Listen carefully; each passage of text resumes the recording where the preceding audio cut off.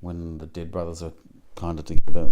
I know they were together then. We played the Three Penny Opera in the Stadttheater in Basel, and that was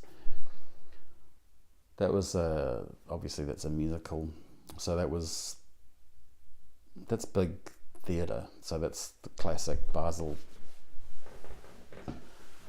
dramatic theatre they have there, and that was amazing. Like, just to work for such a big institution and to be stuck in these warrens under the stages of which rehearsal rooms we're in, and onto the stage, off the stage.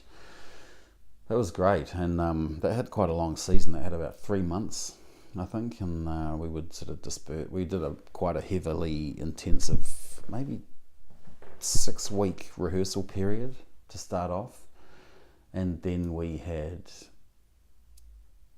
the 3-month season that kind of came and went. So they would have a week on, and then time off, and then 3 days here, and so this sort of these musicians would all sort of turn up to Basel and have another couple of shows and then disperse and then come back together. And that was really nice, and that's a great part about theatre work is the ensemble you build, and the dynamics of a new group of people who are excited to get to know each other and enjoy what they discover, and enjoying time together, because you've done the rehearsals, you know each other well, and then you go away and have your own life, and then you'll come back together, and it's like, it's a bit reunion flavour that can be really nice.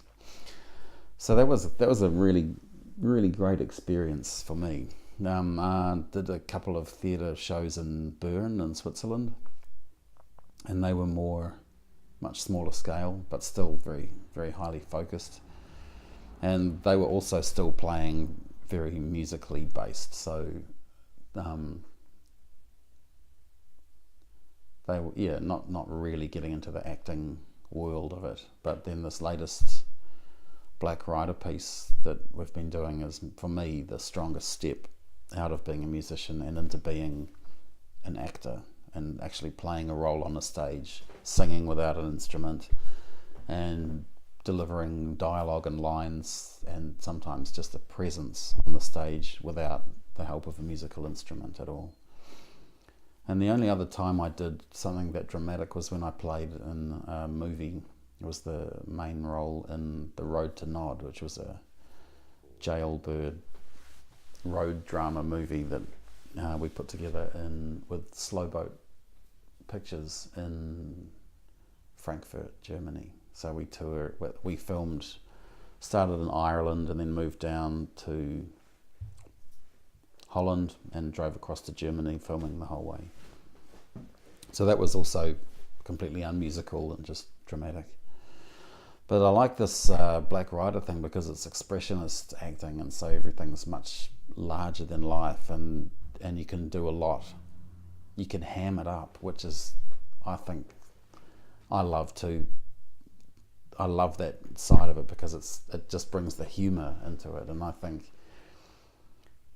humour is a massive side of music.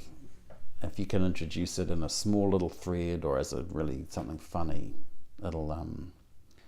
it's this amazing magic that can ease so many situations and translates it into it transcends so many things. Humour, it's really valuable. I don't think it's used as much as it could be, and maybe that's why it feels so magical, because it's so sparse. But you notice when it happens, it can open all these doors that nothing else can go near. I was at the Country Music Awards in Gore, and this guy did a song called "The Mongrel Flogged Me Jumper," or "The Mongrel Flogged My Jersey," and it's a song from a sheep's point of view about being shorn.